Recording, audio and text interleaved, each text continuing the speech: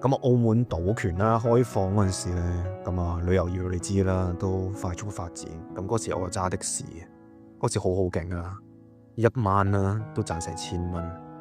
諗住啦，努力多幾年啊，買得起間屋啊，諗住俾屋企人過啲更好生活啦。咁啊嗰時啊一心一意想快啲儲到個首期。咁啲朋友啊叫佢賭，咁我一齊去啦。點知呢個噩夢嘅開始。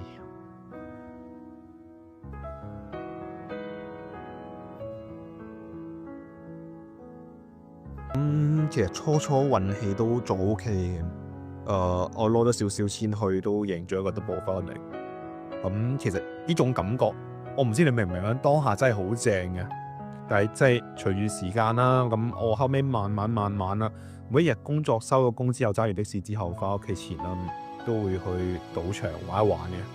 我印象最深刻有一次，我一個夜晚贏咗10幾萬翻嚟，點知過咗幾個鐘輸翻晒。我就真係覺得，我嗰下真係覺得好唔甘心，我好想贏翻呢筆錢翻嚟。點知賭得越多就輸得越多。當日贏唔到，第二日又再去賭，然後又去借咗第二窿啦。你知啊，第二窿9出13歸，幾年時間啦，我已經爭咗人哋好多錢啦。當我真係停落嚟，意識到問題好嚴重嘅時候啦，件事已經冇得掹啦。咁嗰時爭落咁多第二窿啦，你知第二窿追數，最中意係上門淋紅油啊！成日去搞住我屋企人，嚇我屋企人。我老婆嗰時接受唔到啊，揀咗同我離婚。其實我嗰時好唔捨得我個女啊，佢嗰時得7歲。我問個女：爸爸媽媽要分開啦，你會想同邊個住？佢諗都唔諗就話咗要同阿媽住。嗰一刻其實我心好痛，我唔知點形容呢種痛啊！我諗翻起當初其實個女出世嗰日，我喺心入邊發誓話要俾佢過上最好嘅生活。但係呢個諗法喺我開始賭嘅嗰刻開始已經崩潰，已經唔見咗啦。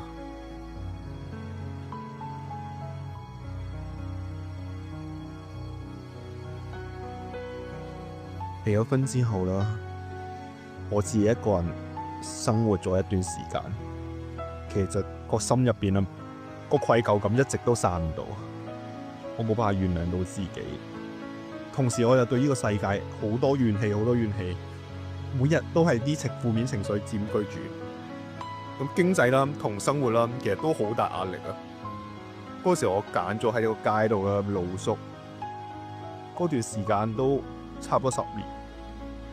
嗰段時間其實我基本上都喺啲巴士總站附近流浪啦。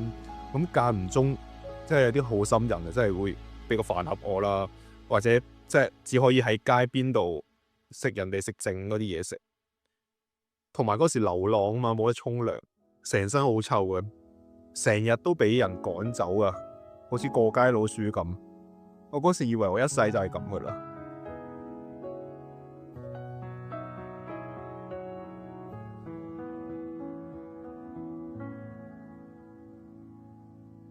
咁後尾唔知做乜嘢一日啦，有一個就話佢係社工嘅人，成日嚟探我，同我講啦，話有地方可以住啊，可以俾我哋啲瞓街嘅暫時申請去住啦。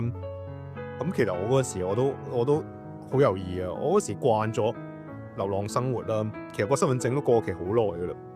我覺得我自己其實長期同呢個社會完全都脫咗節嘅，我人生其實嗰時已經冇希望噶啦，所以我嗰時都拒絕咗佢嘅建議啦。費事搞到人啊嘛。不過每隔一段時間啦，佢都風雨不改咁樣走嚟揾我。咁大概持續咗2-3年咁啦。咁其實佢嘅堅持咧，都開始令到我動搖嘅。咁我嗰陣時最尾我印象好深刻嘅，大概20年中5月左右啦，我就應承咗佢啦，入咗去宿舍度住。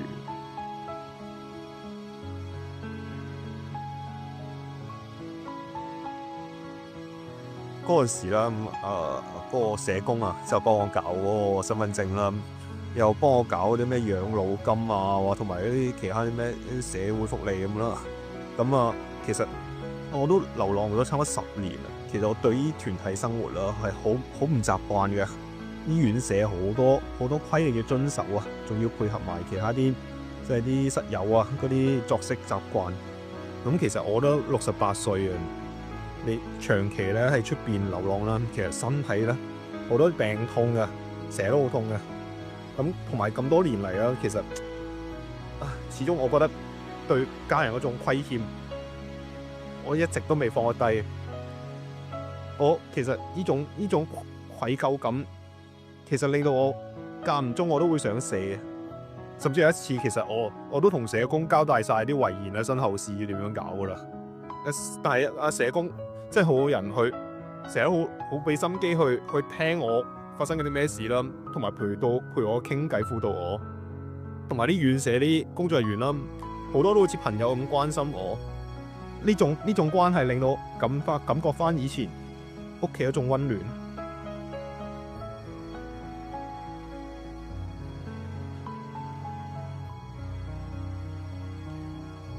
咁喺嗰個社工嘅鼓勵下啦，咁其實我都試過參加好多啲義工活動嘅。有一次啦，個活動我記得係去老人院探訪啦。有個老人家同我講話，其實佢都想死。我嗰時咧就攞咗我自己親身嘅經歷啦，去同佢分享，同佢講其實我係點樣一步一步行翻出嚟。個老人家聽完之後咧，伸個手指公同我講，俾個讚我。我嗰時完全冇諗到過自己其實都可以成為一個鼓勵人嘅人。社工啦，同埋其他啲工作人員啲陪伴啦，其實令到我其實有一個街邊默默無聞嘅人，而家都變咗可以成為一個可以照亮到其他人嘅人。大概23年啦7月，咁我成功申請到社屋啦。咁其實呢件啦本身都係一件值得開心嘅事嚟嘅。但係喺個院舍度啦，住咗年幾啦，其實我都好慣咧，身邊有一班工作人員啦，仲有社工啦。而家反而一個人住喺個空蕩蕩嘅單位度啦，我反而個心入邊覺得有啲空虛。所以其實我到而家為止，我都成日翻去嗰個院舍度啦，陪住啲社工一齊去參加義工活動噶。我想將呢個溫暖啦延續出去啊！咁當未來可能嗰個經濟同埋生活啦，可能穩定翻少少之後啦，我希望可以去助養兒童啦。我想彌補翻我以前冇辦法陪個女成長嘅一啲遺憾。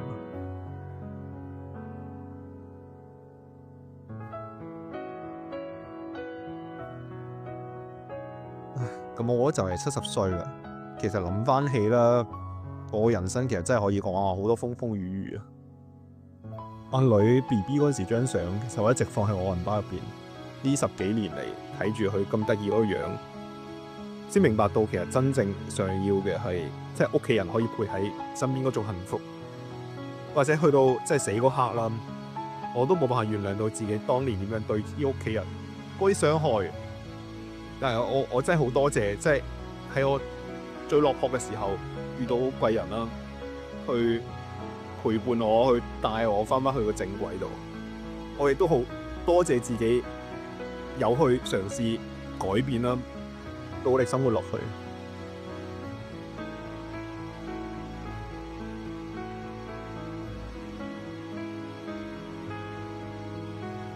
每個人都會有迷失嘅時候，好多人喺迷失嘅時候，內心可能會充滿否定同羞恥，覺得自己唔配被人幫助。但係當有人帶住唔批判嘅目光，願意聆聽、理解佢哋內心嘅處境，嗰種被接納嘅感覺，會令佢哋重新感受到希望。改變有時候唔使一步到位，只要有心同肯俾機會自己，事情總會有好轉嘅時候。希望大家都允許自己有唔完美嘅時候，每個人都會犯錯，一次失敗唔代表人生玩完。改變可以好少步，譬如今日先打個求助電話，俾機會自己。請相信你值得被幫助，亦都值得更好嘅生活。迷路唔可怕，我哋一直都喺度等緊你，願意踏出第一步。